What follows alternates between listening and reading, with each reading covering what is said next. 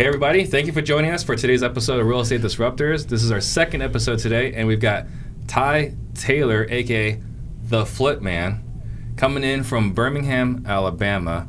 And we're going to talk about how he's created multiple millionaires and multiple six-figure earners, which I think is pretty cool.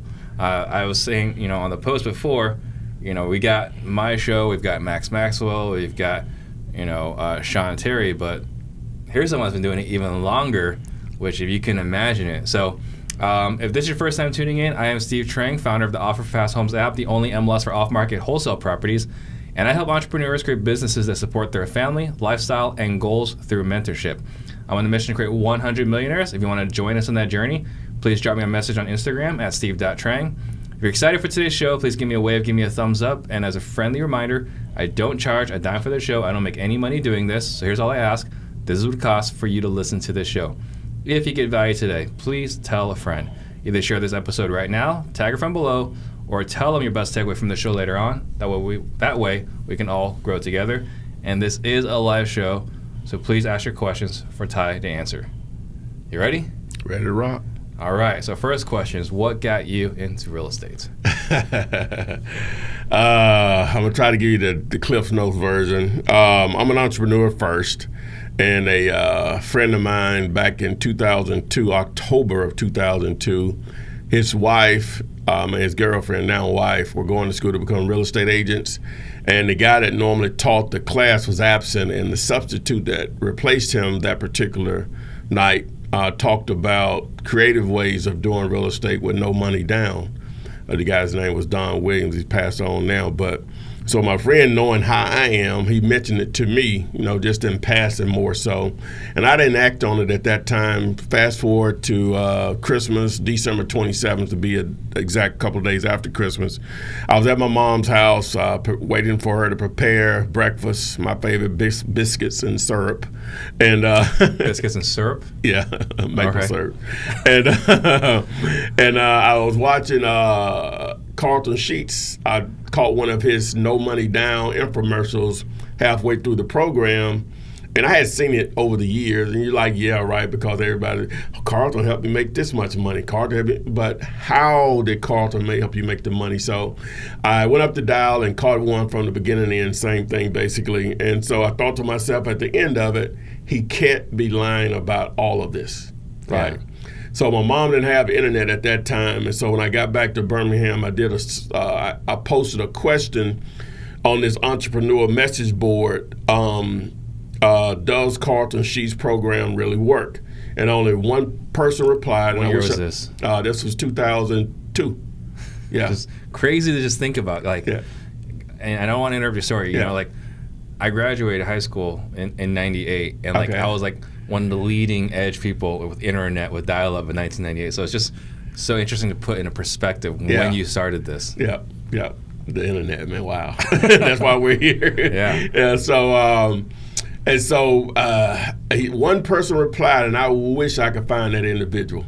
Yeah. I wish I could, because it changed my life financially. He said, yes, it does, but Ron LeGrand's course is better. So I did a search on Google for, I don't know if it might have been Yahoo, whichever one was. Whatever was around there. Yeah, so that's how far it's back. People there was no Google? It's Alta Vista or a web crawler or something. Yeah, AOL. Mm-hmm. His course was $1,500, but it was a package of courses. It was wholesaling, lease options, subject to, fix and flip, or retailing as he called it, owner financing.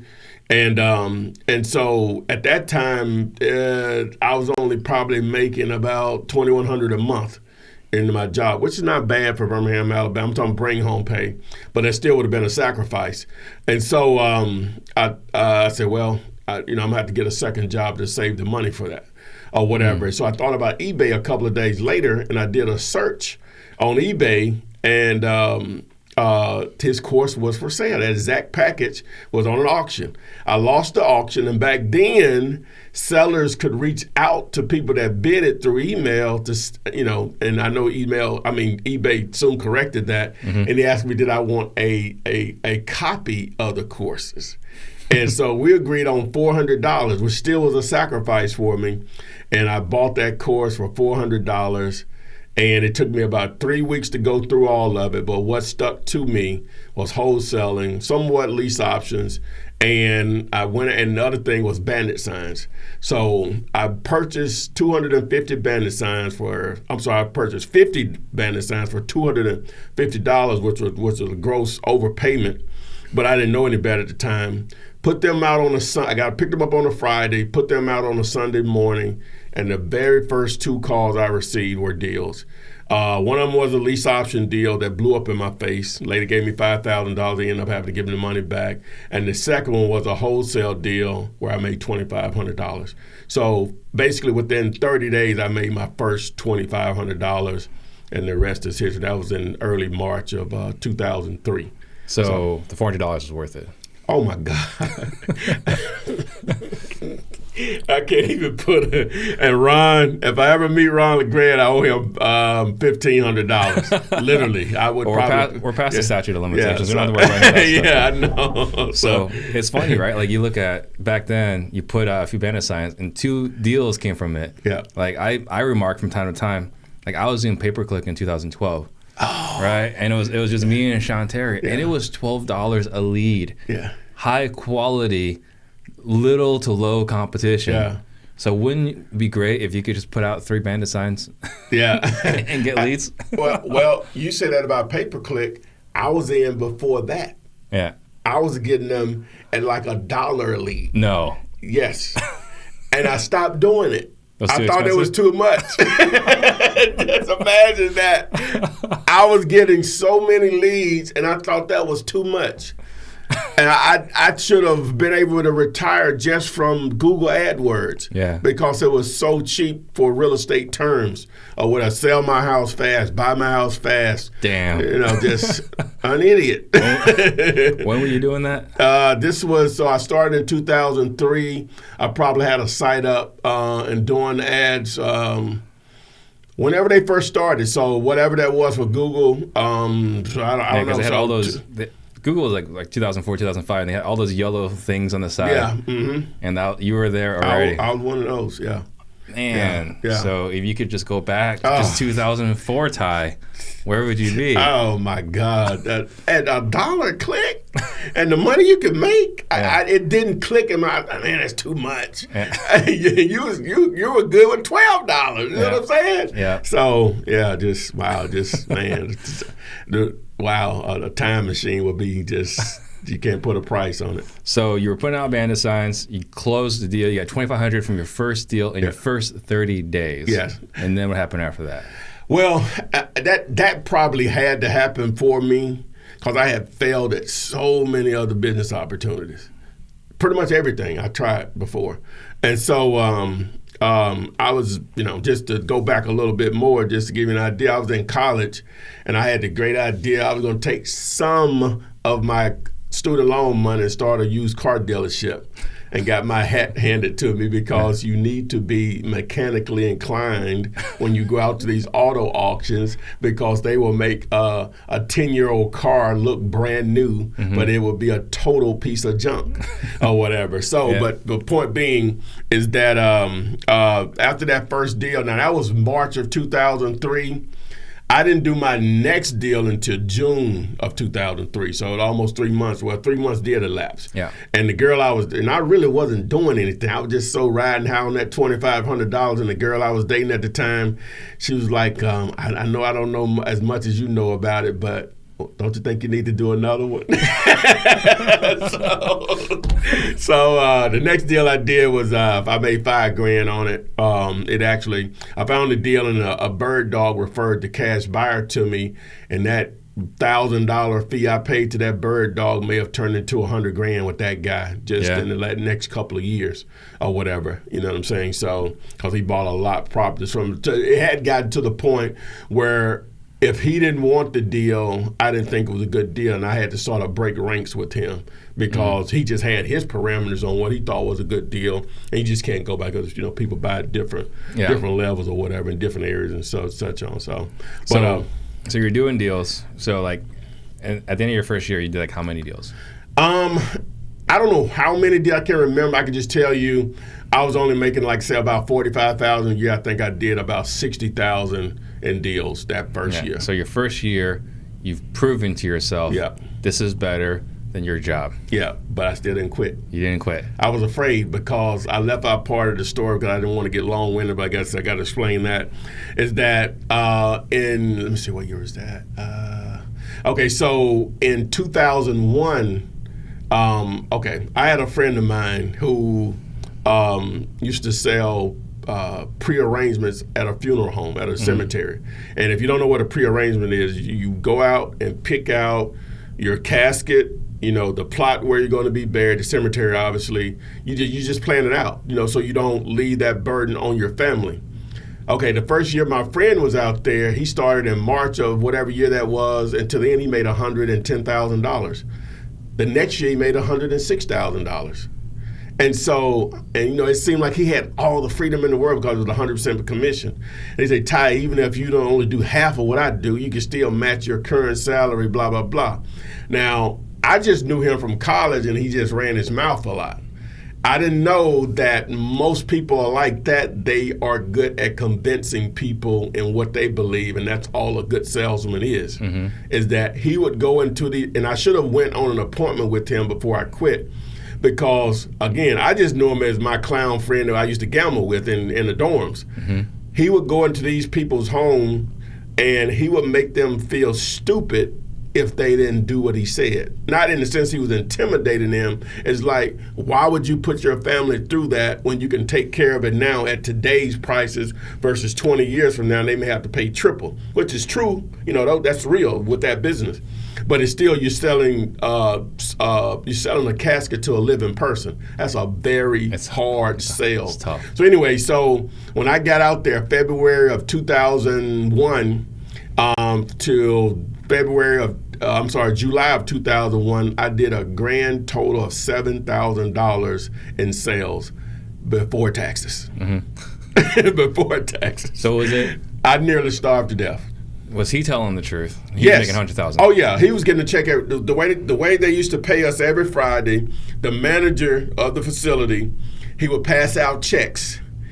It was straight commission. So if you didn't do anything that week, you didn't get a check. He's constantly getting checks for $1,800, $2,200, $2,500. Some weeks $4,000, and I'm getting zero. So you were uncomfortable with the selling style? Yeah, I couldn't sell. I can't sell. This is not to sell a style. I can't sell. This is not to sell a style. I can't sell. Yeah. And so I quit there, and so I quit my job at Bell South, the job I was making the 45 at, and everybody thought I was crazy, and they were right. And so, long story short, when 9/11 I had already quit at the cemetery. When 9/11 happened, it was at 9/11, 2001. I was laying in my bed feeling sorry for myself, and I was watching the news, and they said, oh my God, a plane just went through one of the world towers.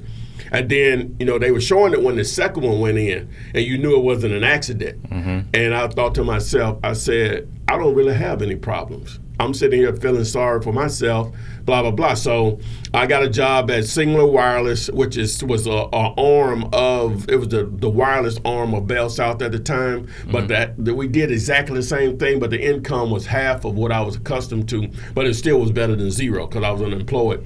So that was in October of 2001. So in June of 2002, I got my job back at Bell South. All right, now this is before real estate. So the reason why I had to explain all of that is that the reason I didn't quit, even though I had already exceeded my salary the first year, I was afraid to quit. Because even though I was getting the checks in my hand, I was afraid to quit because, how bad financially I had gotten, during that time that I quit before. Plus, managers spoke up for me to get the job back because of the job in high demand. And I felt like I was, turning my back. I owed them something. So I stuck around. So I started wholesaling and basically January, well, if you want to count the day I got my first check, but March of 2003, I just couldn't do it anymore. I was just getting in, because I had already seeded $100,000 at that point, and the job was getting in the way. So I quit May 1st of 2006.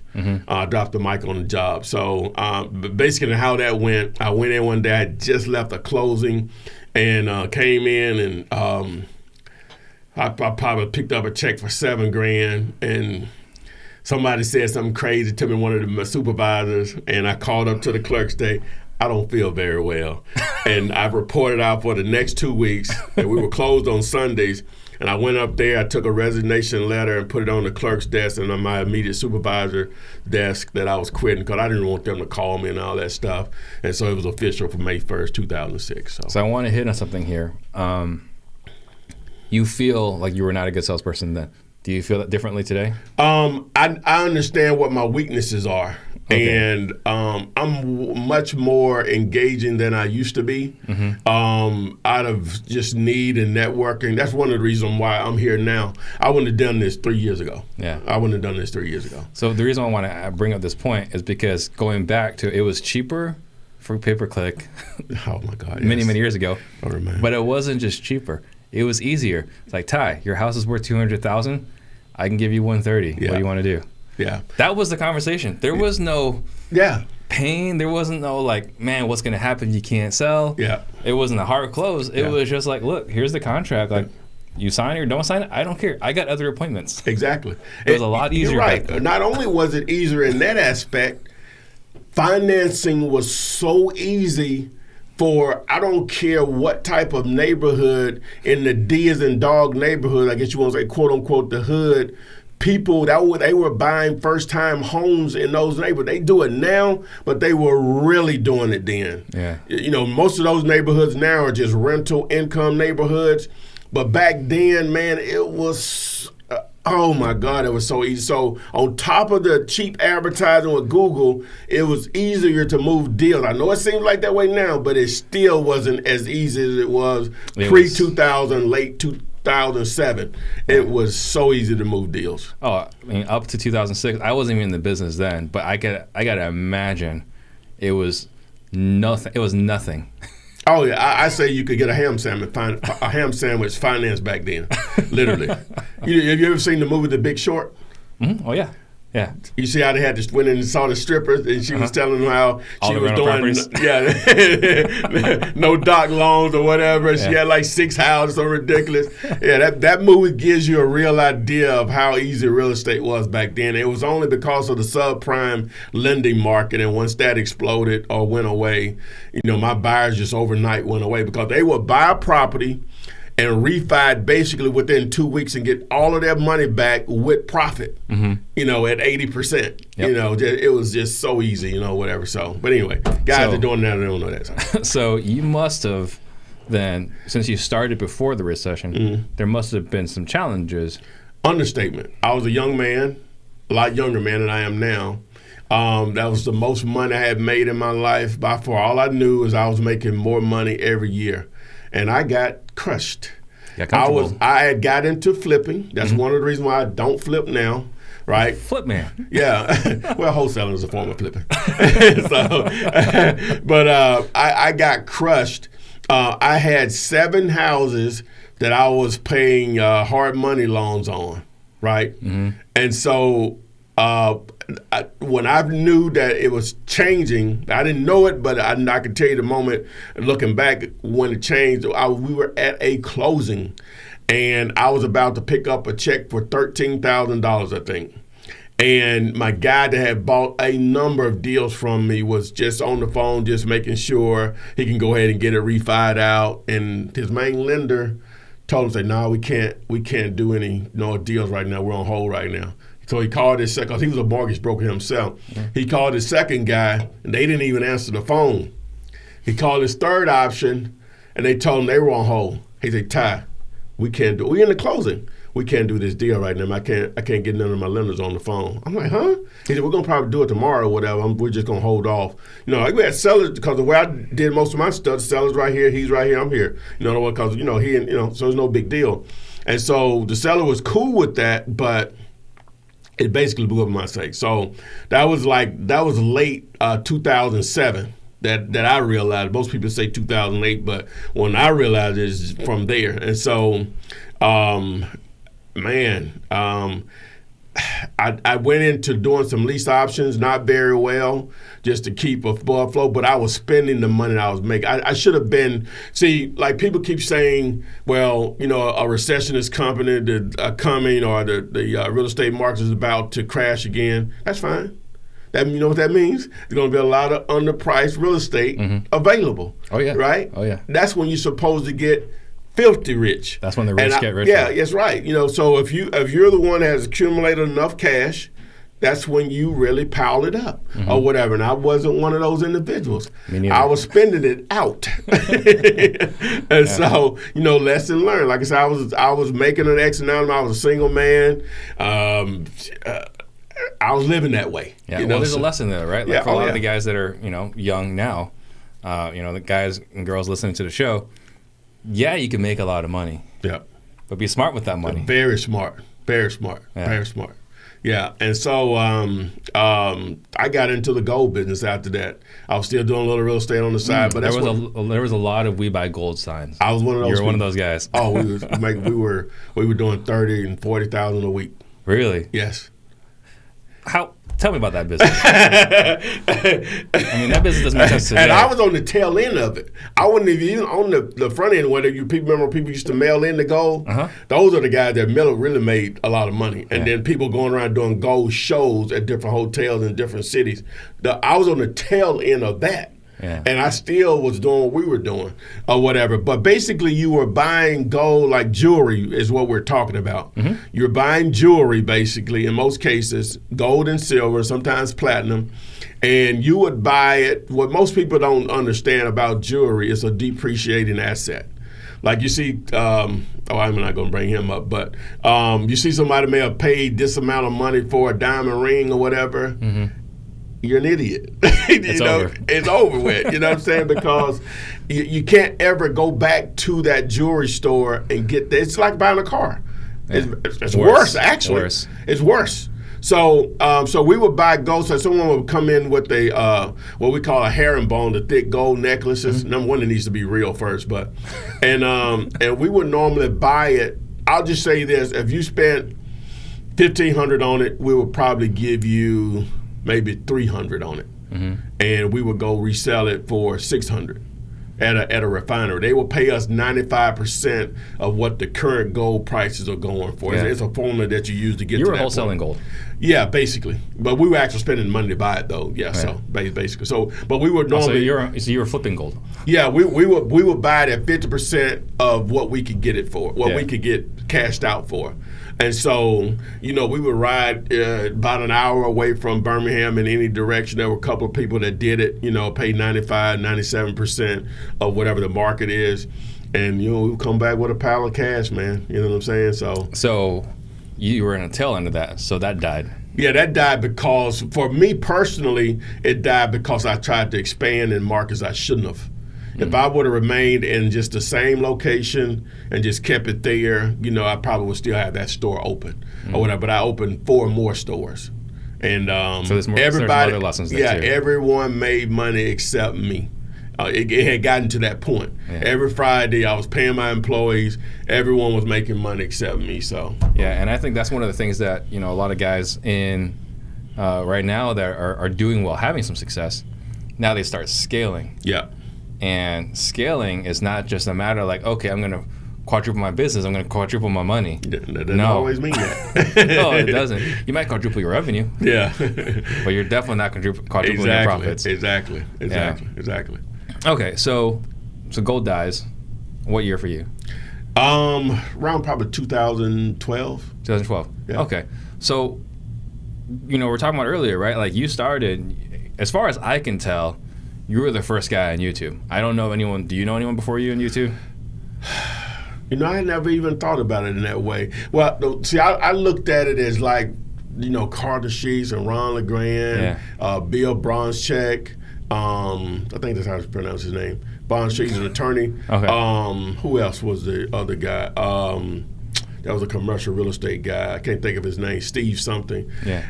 I don't remember if they were on YouTube though, so someone may can verify that or whatever. So I may have been one of the first. I don't know if I was the first, but yeah, because I've done my own research. I was like, who the hell is Flipman, and why can't I catch him on YouTube, right? Yeah. Because like for me, I'm somewhat competitive, so I'm looking at it. We got Max Maxwell, so he was there 6 months before me.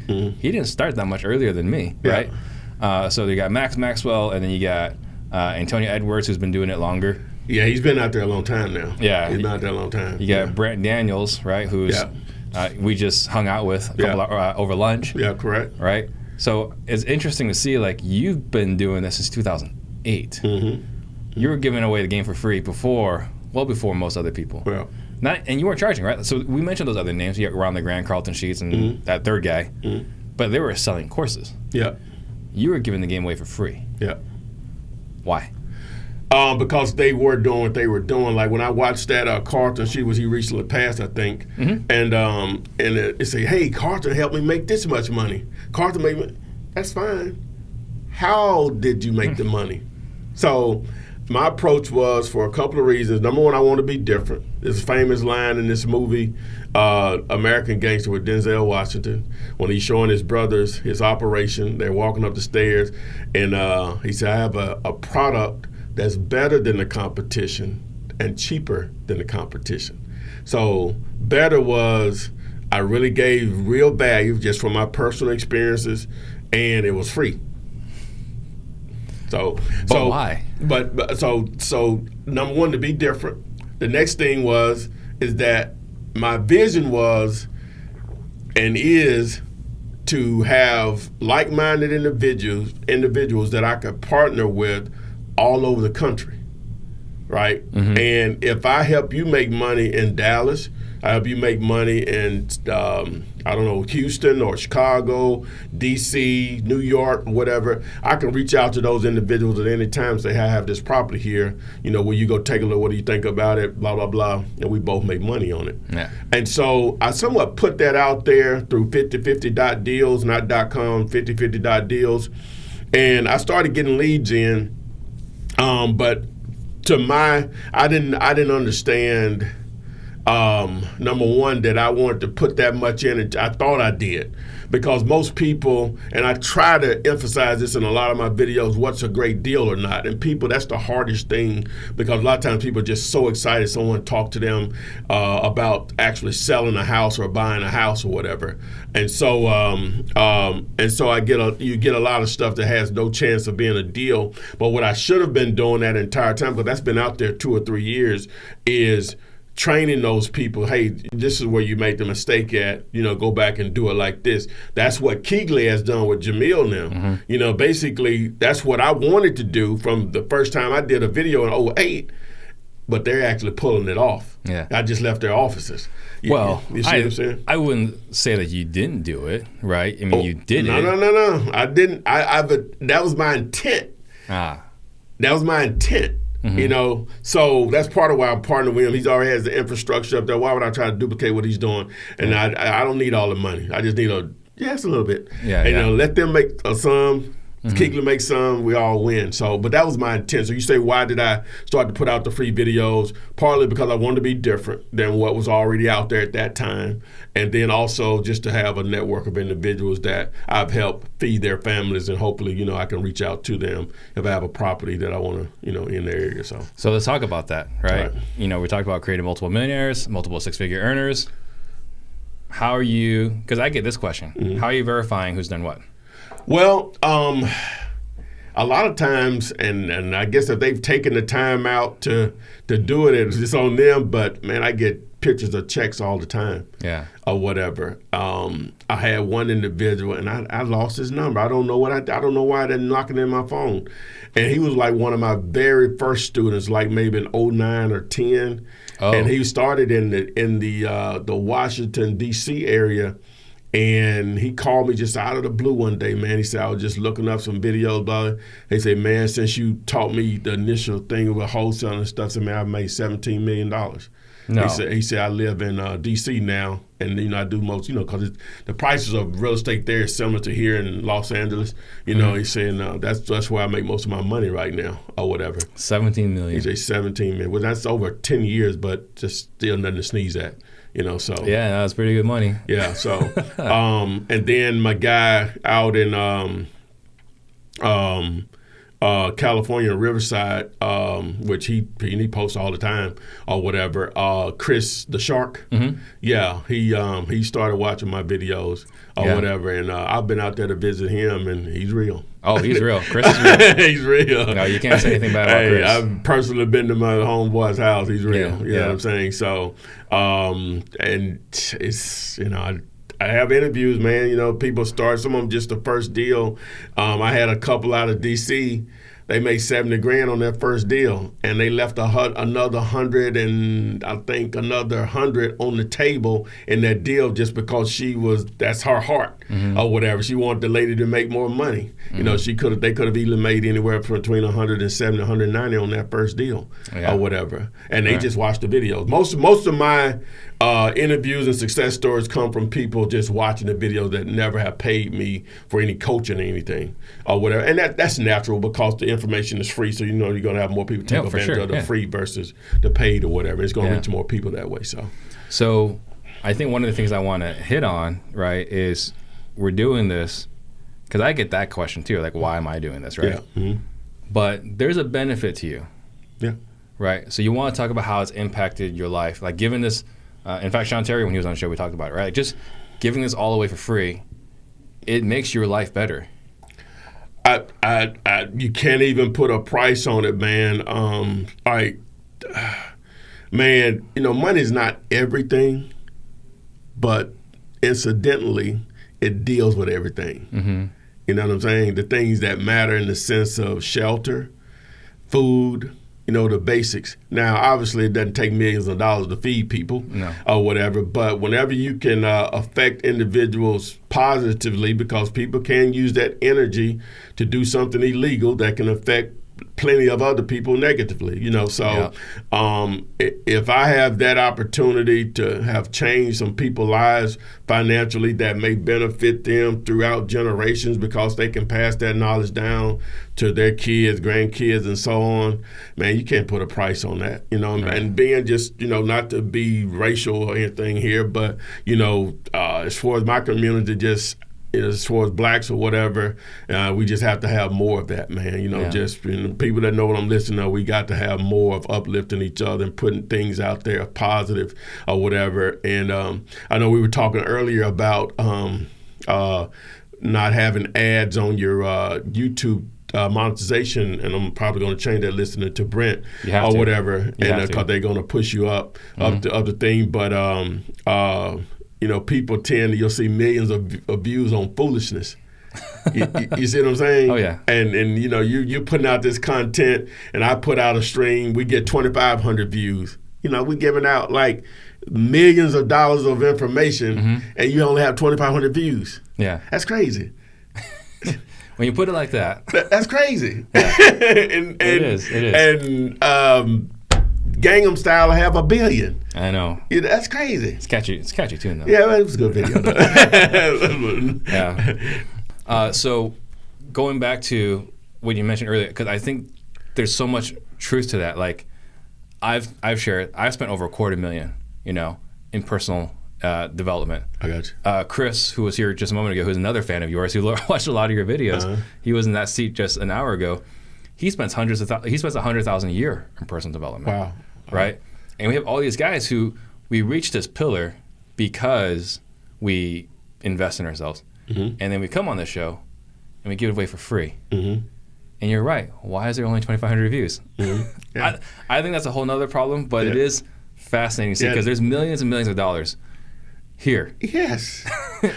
I have a better way of explaining it. Yeah. And people will reach out to me and I don't want people to take this the wrong way because I put my phone number out there so I know what comes with it or whatever. But if I refer someone back to a video because of a question that you may have texted or DM me or actually called me, it's not because I'm being rude or I don't have time for you, but you show me you don't even have the time for yourself, to educate yourself, because you're asking a question that I've answered over and over again in a number of videos. And I know people want to get right to it because you may be suffering what you may, your situation as far as financially, you want to get to it really fast and make this money. But you got to look at this as a long-term play.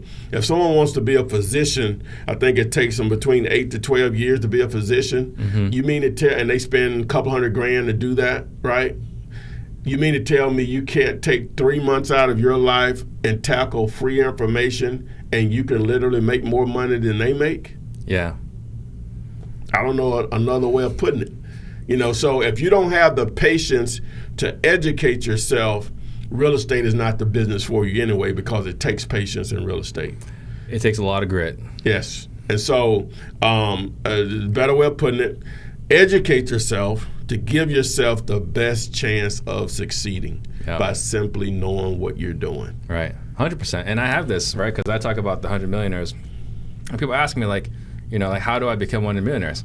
I tell them there's one of two ways, right? The content we put here, if you just go and do it, you're going to become a millionaire. There's no secrets here. No secrets. Only thing I can do, right, if we're coaching together, is we can shorten that from 5 to 7 years to 2 to 4 years. Mm-hmm. That's what I can help with, but everything here, what you put out, what I put out, what Max puts out, Sean Terry's putting out, you can make $1 million with free information. Oh, yeah. Yeah. I don't know anything else that's being given like that. I'm sure it is, I don't know, but that's really practical. If I want to be a music producer, somebody may be giving out free information. I think I may have to have a certain level of talent to be able to create some music someone wants to listen to. Talking about you being mechanically inclined, that would be me with musically inclined. Yeah, you know what I'm saying? Yeah. So, yeah. Okay, so you started in 2008, and we were at lunch earlier, and you had mentioned that it's kind of blown up. Mm-hmm. Right, in the last about 4 years ago. Yeah. Mm-hmm. So you're putting this out there, and there's nothing. I imagine in the beginning, not very much is happening. Mm-hmm. Right? It's that you're planting that seed. When did you actually notice traction on YouTube? On YouTube, I think once I got over 10,000 subscribers, and I was probably doing some things. I don't know how many of those are legitimate either, because I was doing some things, what they call it, black hat stuff or whatever. Mm-hmm. So, but I realized, hey, they're going to shut you down if you keep doing that. So, because I was always studying stuff, listen to this guy do this or hacks, that, or shortcuts. They're just shortcuts or whatever. Yeah. And it's just fortunate for me because I just like doing it. Mm-hmm. At the end of the day, I really wasn't trying to make real money with it. You know what I'm saying? It just really would only be enough to maybe pay a phone bill, someone else's phone bill or something like that when I say a smartphone or whatever. So it wasn't really that much. Then, like I said, it just jumped at some point to maybe $2,000 in a month. Yeah.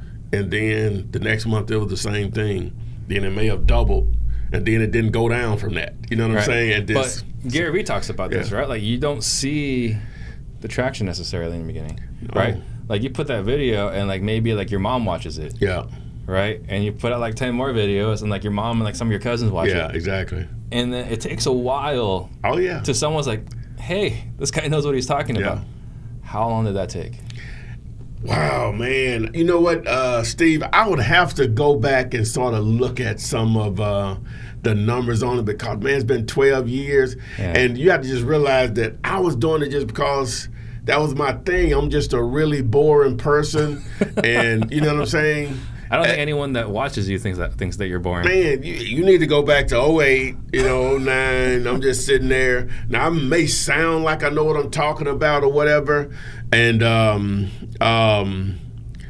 I just like doing it. So I can't really tell you why I can't even, I don't know. That's one of those things. I just do know after listening, like you say, Gary Vee, I'm like, oh, I was doing that, but I didn't know I was doing it. I was just putting out useful stuff or whatever. You know what I'm saying? So I just, like I said, I just noticed it as far as the money I've generated from it or generate from it, where the bump came in, you know, about 4 years ago. About 4 years ago. So, I mean, really, like maybe 8 years of just kind of.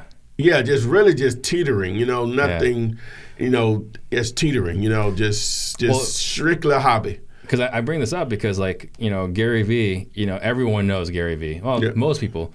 Outside of entrepreneurship, people don't know what Gary Vee is. Like, I told my friends, like, hey, I'm going to be sharing a stage with Gary Vee. They're like, who is that? It's like, okay, fine. So entrepreneurs know who Gary Vee is, right? Yeah. So, but before Gary Vee was Gary Vee, he was the crazy wine guy. Yeah. Mm-hmm. And, like, I'd have friends tell me, like, dude, you got to check out this crazy wine guy on YouTube. Yeah. Right? He's just talking about wine and screaming at the camera. Yeah. Right? But that's kind of how he got started. Yeah. And so you went through this. So it was no sweat to you that you weren't catching traction because you were doing it for you and nobody else initially. Exactly. Gotcha. Exactly. Because I think, you know, we talked. When did YouTube start? You remember? You know, the actual year? I think they got bought around 2004, 2005. Okay. So I was a little, I wouldn't say I was late to the party in a sense, but as far as real estate, I was one of the early adopters for sure. Yeah. Okay. Yeah. But I think the point here is important because you look at, you know, Jamil, we just had, you know, again, over lunch. Yeah. He's talking about how he still feels uncomfortable making posts on social media. And so a lot of the guys that are listening, they're thinking about, like, should I do it? Should I not do it? Is it too late? Or, you know, what if I put something out there and it flops? Well, and I'm going to talk to him about it. He's concerned about that part of it. Jamil has so much to offer. He should just do podcasts. Yeah. Forget about you don't have to do it all. That's one of the things Gary Vee says. That's just one channel. Some people think, you know, they're good at written word or whatever, blogs and, you know, just articles on Facebook, LinkedIn, and all these places. Jamil can just do podcasts. They never have to see him or whatever. And because he's so knowledgeable and his story is so unique and he's, you know what he is in the game or whatever, he could just do. He never has to do have a profile on Instagram or anything like that. Yeah. So let's talk about some of these listeners that are getting into the game. Yeah. Right? So, like, you know, they're doing deals. They're doing 2 deals a month, just say hypothetically. Okay. And, you know, they've got like 10 friends on Instagram. Mm-hmm. Again, hypothetically, Instagram. Yeah. What do you want to tell the guys? Like, look, just do it. Like, yeah, just chronicle your daily activity, and that's not me coming up with anything original. That's what Gary Vee said. We're gonna probably bring him up a lot here, and we continue to talk about this. Yeah. Just chronicle what you're doing on a day activity. Don't worry about if it sounds stupid or whatever. People are interested, especially if the activities are real. Mm-hmm. It's just real, you know. Now, there are different ways of going about it. People love to show what they may have and all that. That's fine. You're going to have that crowd or whatever. Me personally, people want to see that from me. I've had people to ask me stuff like, what kind of car you drive, all that.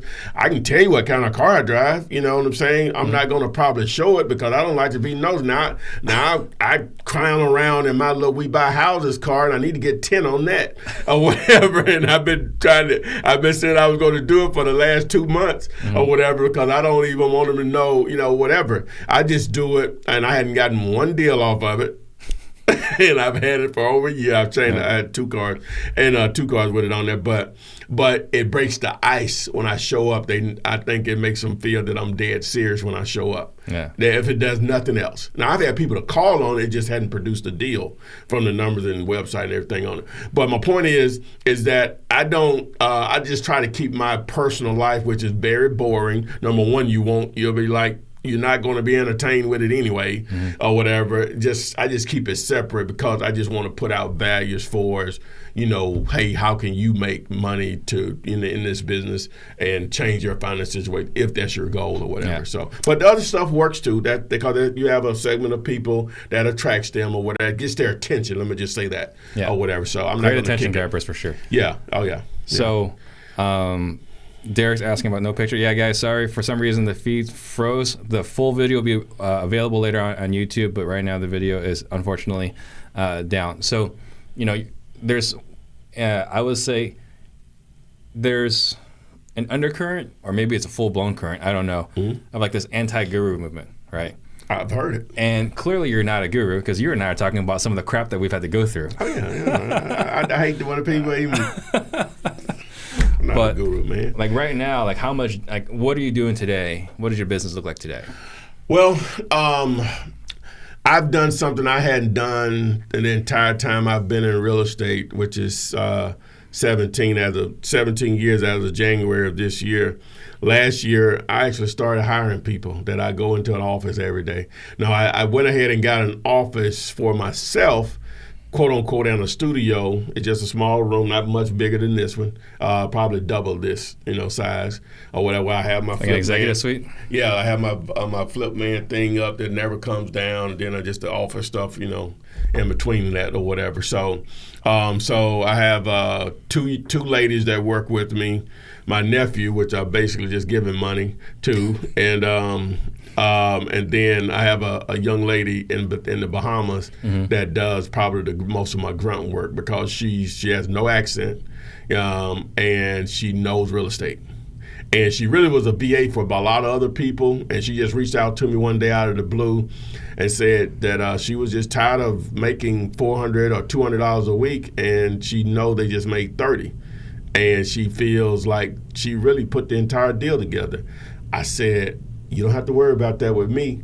I said, I'll give you half any deal that you work on. Oh, really? Yeah, and pay her, you know what I'm saying? Yeah. Because I don't personally like to do it, you know what I'm saying? I do it because I like to eat, as you can tell, or whatever. So they can't tell, the video's frozen. The value that she has, it's I still give her a base, because you're gonna have your little dry spells or whatever, but it's only like a couple $100 a week, but that's a lot of money. It's was the money exchange in her market or whatever. So, but she's valuable, and working here with Kegel, I just met with the guys over there. We're trying to iron out some of the things because we're sending a lot of deals over there to them, and so she's going to filter out stuff now for me in the markets where they're not as popular or has a foothold on, because there still may be some opportunities there. Yeah. Oh, I hadn't told her yet, but that's what she's going to start doing. There you go. But that's what it looks like now. I focus a lot on still houses, but I target multifamily and self-storage. Those are two other types of properties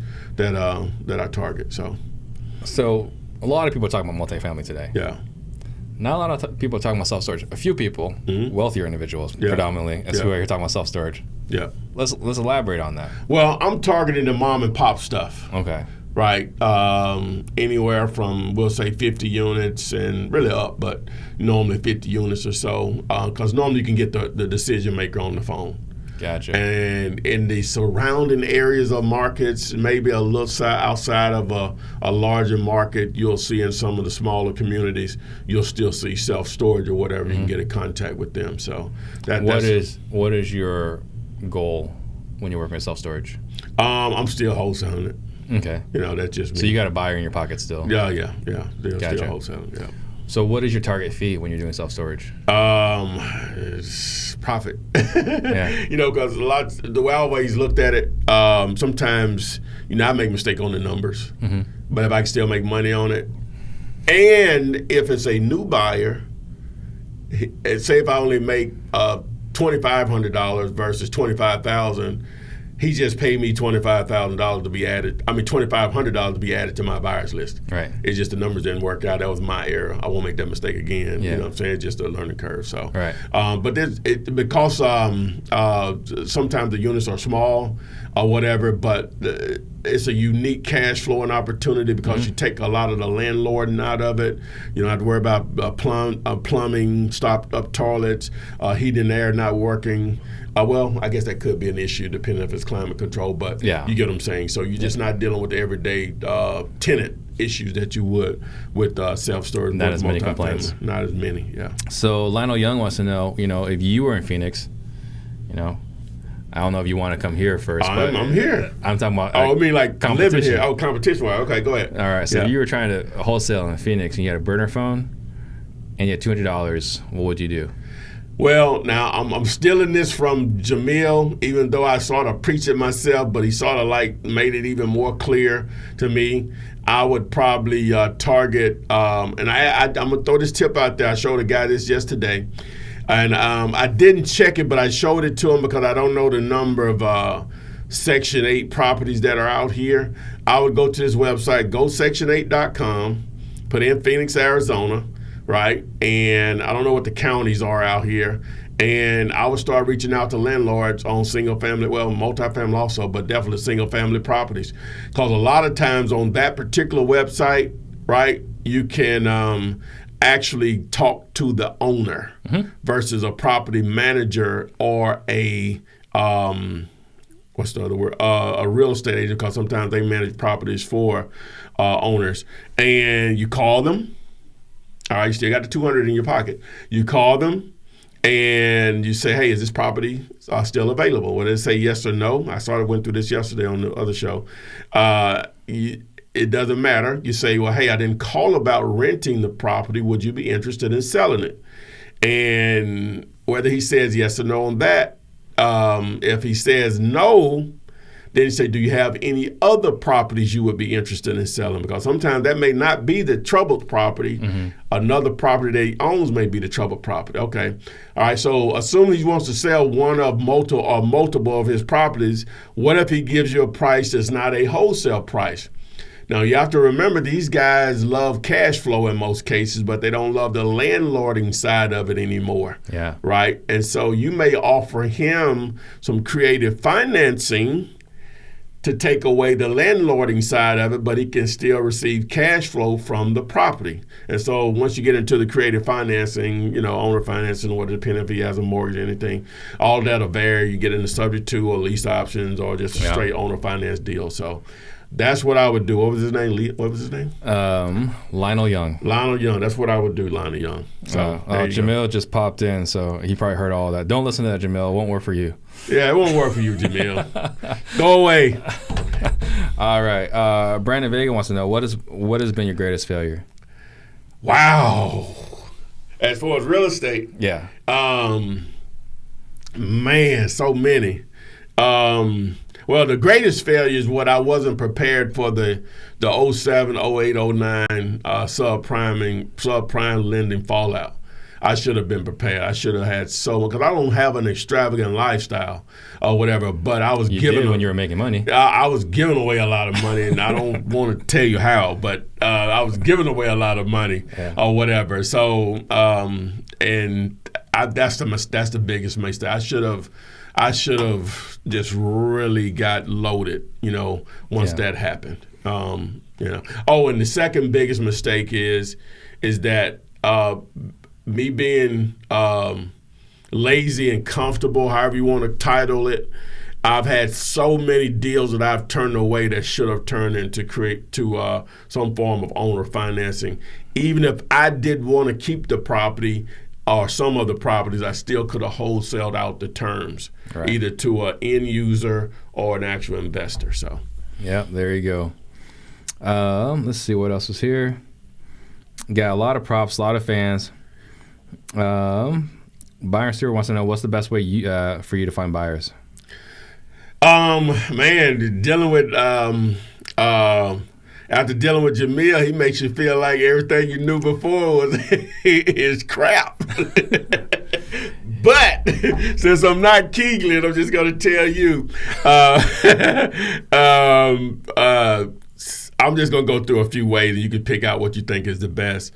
Number one, the way I was taught and the way I teach it is, great deals or create a buyer's list. That I'm just going to start there and I'll go into a couple others. And what I mean by that is, if you have a great deal, now some of it will depend on what part of town it's in, because you'll have some buyers that don't buy in certain parts, vice versa or whatever. But you can only sell that property to one individual. But if you have a property that 10, 20 people call you on, and you literally get, we'll just say 14 offers, even though you may not have got offers from those other 19, you can only sell it to one person, right? So those other 19, you're going to keep their information for future deals, right? And so when I say their information, obviously their contact information, name, phone number. You want to know what other areas they like to buy in, the minimum number of bedrooms and bath, what price range they like to deal in. Obviously, if I didn't say areas, and then how many they buy per month. Right. And obviously you assume how fast they normally close, or they're using hard money, or they're using their own money. All right, so that's one way. Networking, which is what I've been lacked on. I'm trying to improve myself on that. Believe it or not, and I think I don't have the video. It'll be coming out. It's an update on PropStream, aka Dear You Later, that we did with some of the guys over there, and they have a feature there where you can filter out properties that were sold for cash. I'm sorry, properties that there was a cash purchase, and then they listed it a few months later with an agent. Normally, that's going to be a flipper, right? And so they have a filter that I think is titled Flippers.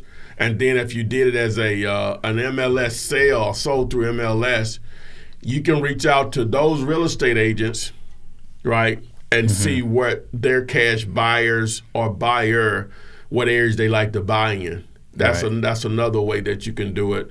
Other wholesalers, right? You can obviously use those also. You want to definitely go to your RIA meetings. Some real meetings are better than others. I can just tell you that, are more active than others. I like to use bandit signs to attract buyers. What you can do is you can promote just we buy houses. I'm sorry, not we buy house for sale, cheap. Your phone number along with the website. And the website gives them an opportunity to go there to, number one, to see what properties you have available, but also you can put a form there where they can submit their contact information for a deal alert. So now you can have an email address along with a cell phone number, and you can blast out your deals through email and or text message, which text message is my preference. So, Alex Blake wants to know: is there a best book or course to learn for creative financing? I don't know if does Pace have a course out? We have all been kicking his butt.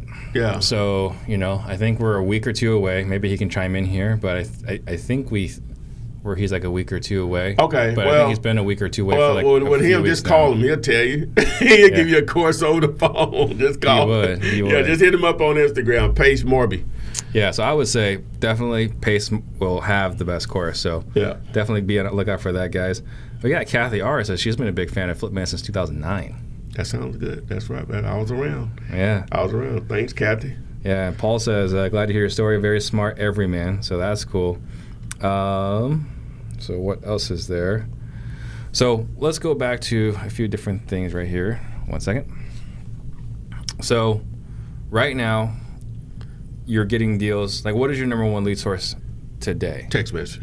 Text. Yeah. All right. So talk about that. I mean, how do you track how many text messages you send a day? We only, believe it or not, we only probably send out like 150 because the response is so. We have to be careful on the follow-up or whatever. And maybe because I only have one person I trust with it.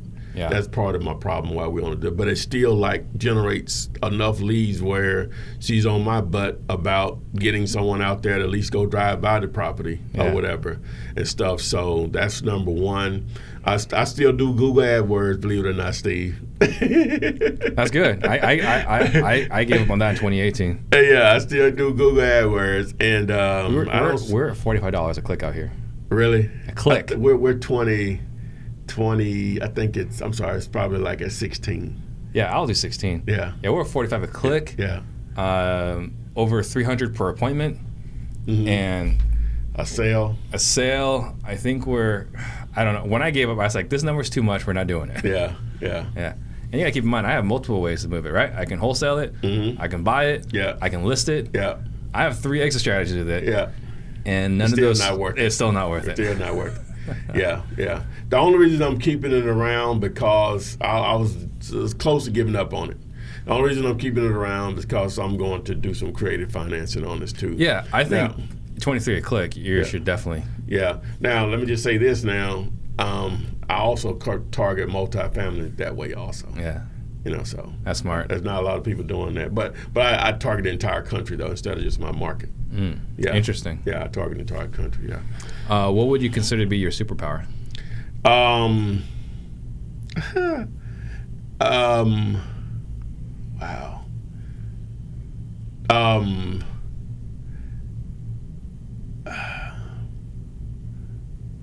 Wow. Really just, I don't think I'm better than anyone else. What I do, what I've done, I don't think no one else can't not do. I'm not the smartest, especially academically. I know that's not always a measurement of how smart you are.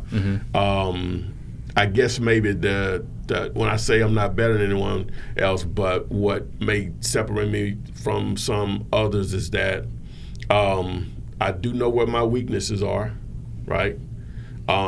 But I'm not going to allow that to be an excuse on why I don't do something, because there's just too much technology out here, man, as far as being able to technically do things or to get someone else to do something that you don't know how to do at a very cheap price. And so I understand that part of it as far as knowing what I am good at and knowing what I'm really bad at or whatever. Yeah. I try to stay away from that and just get help with it. So that's a superpower, just knowing, who and what I'm capable of. Knowing your limits. So, yeah. And you can play your roles. Yeah. You can be overconfident. I got some friends like that. So, yeah. Reginald wants to know, triple net lease question. Do you still do it? Do you still do that? Not as much as I should, Reginald. And it's one of my weaknesses is organization, and that takes a lot of organization and putting someone in place to pound out all of those calls to national tenants. And what he's talking about is finding a vacant retail spot. You may find an old, Burger King, but on the right side there's a McDonald's, on the left side there's a Wendy's, and across the street there's a Walgreens.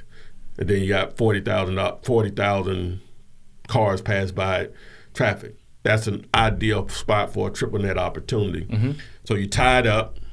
Right, you tied up the pad. Yeah. Well, the location still may have a building there, and you get a commitment from a national tenant, maybe a Starbucks, on a 15-year lease, triple net. They pay the taxes, insurance, and mortgage. Taxes, insurance, and maintenance on the building. All right, once you have that LOI saying that they'll do that 15-year lease, you have something to value if you got that property at a decent price. Right, we'll just say it's $700,000, but once you get that triple net lease, right, if you put it out there at an 8 cap, you may be at 1.2 million or whatever, and you'll have buyers all over the country that may be interested in that. Yeah, sounds easy, but the hard part is getting that triple net tenant to commit. I have no illusions in the time frame that's needed. I have no illusions of that being easy. Triple net commercial, it's tough. Yeah, most of those people don't want to be bothered. Yeah, there you go. Let's see. Creative Control Media says he's having some problems here in South Jersey. Do you think potentially South Jersey could be a problem, could be difficult to wholesale in? How big of a population are you dealing with? Are you considered part of suburban Philadelphia? Yeah. All right. So we'll wait for him to answer that question. Lionel wants to know, what book have you read that you strongly recommend? I'm not a reader, so I'm sorry, I'm not a reader. Yeah. Bobby says that he will do video work for free. Bobby Cano, he'll do video work for free if he gets to hang out with you. Where is he? He's in Phoenix. Oh, I'm just here till tomorrow. Huh?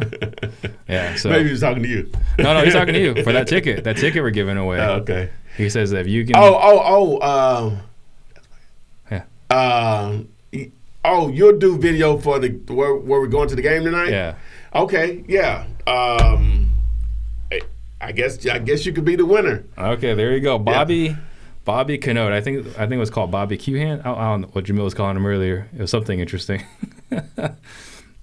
So congratulations, Bobby. You're getting the ticket. You get to hang out with Jamil Pace and the Flipman tonight at the Clippers game. That's a hot ticket.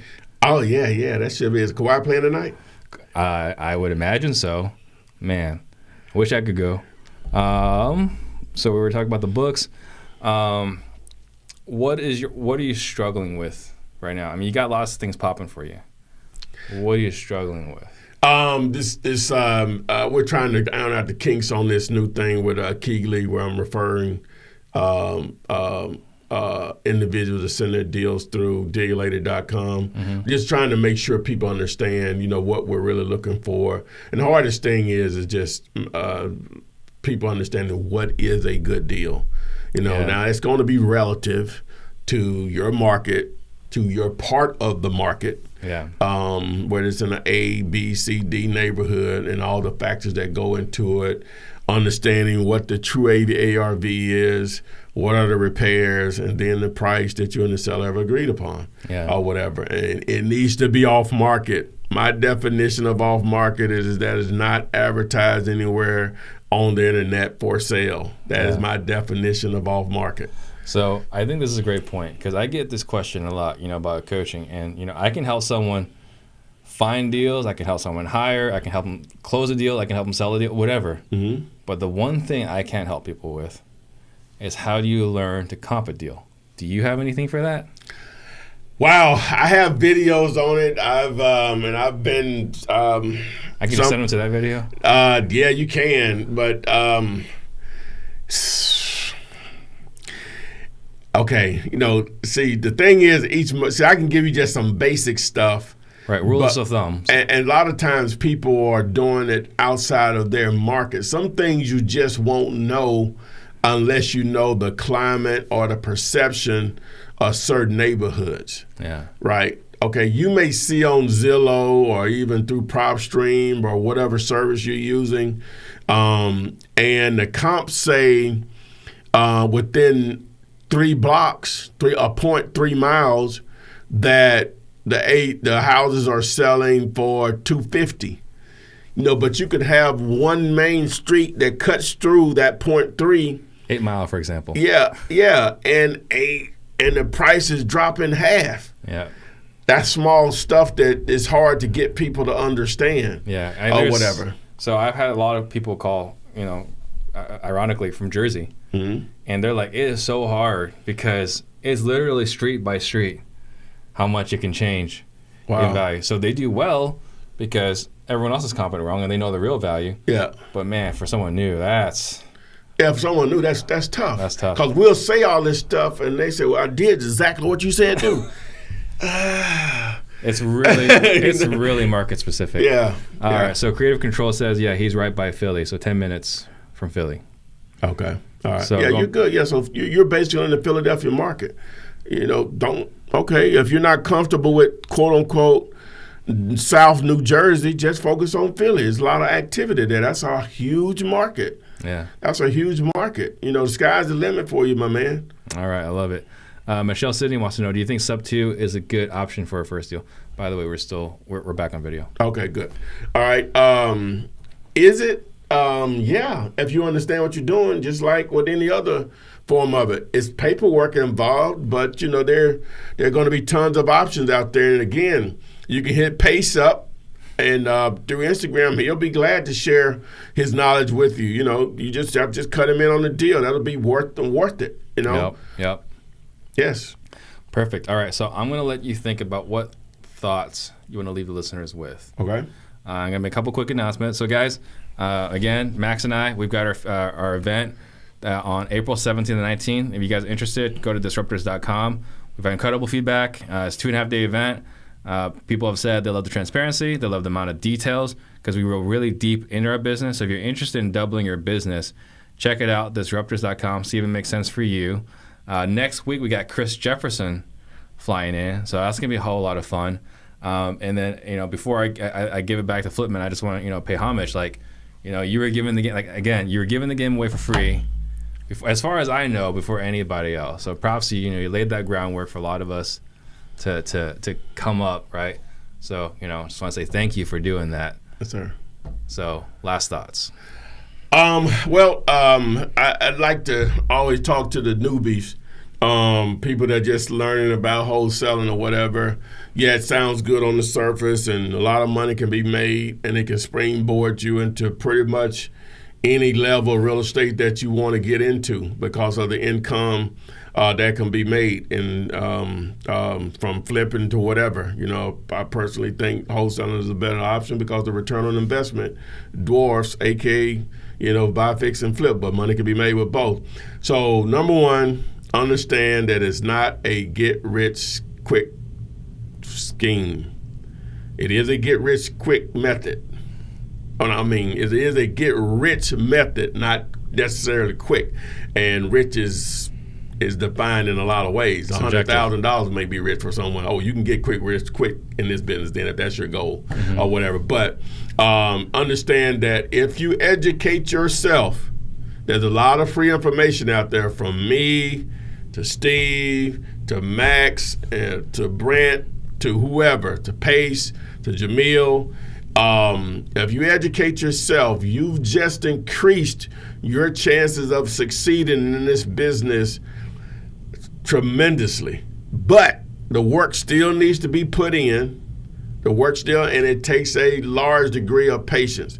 Now understand that if you're in a smaller market, when I say a smaller market, probably under 75,000 people, right, then you're going to probably have to do some virtual wholesaling. All right, now there's still opportunities out there through me, definitely through Keegley, to Pace in this group, to I guess Steve or whoever. If you reach out, and the way that I would do it is reach out to landlords in those markets. You can use sites like GoSection8.com, which they're not as strong in some markets versus others, and reach out to landlords. Try to get the actual owner on the phone if you can bypass property managers and or real estate agents that are managing the properties for them. That's going to probably be the quickest way to find a deal, because from my experience, all the marketing dollars I've spent and methods, the largest group of people that are going to be motivated to sell a piece of real estate cheap are going to be tired landlords. And you can just be proactive in reaching out to them before they get to that point that they just call a real estate agent or call someone else's We Buy Houses signs or respond to a postcard or whatever. Just be proactive, because it's timing, so if you call enough of them, the timing will fall in place for you. Exactly. You got to do the activities. Yes. Someone wants to get a hold of you. How do they do that? I'm all over the place, but on Instagram, Facebook, Instagram, Twitter, TikTok, Ask Flipman. On YouTube, just go there and just do Flipman. I'll pop up. And if you want to join my wholesaling real estate with the Flipman Facebook group, just go there and just request a sign in, and you can get in there. It's over 50,000 people in that group right now, the date of this video, and people in there to help each other. I'm in there more than I've been recently. I try to go in there at least every morning to maybe answer a few questions or whatever. So boom, there you go. So much. Awesome. Thank you. Yes, sir. Appreciate it. It was a lot of fun. Yes, sir. Thank you guys for watching. Sorry about the video, but it'll be fixed on YouTube. You guys watch it later. Disruptors.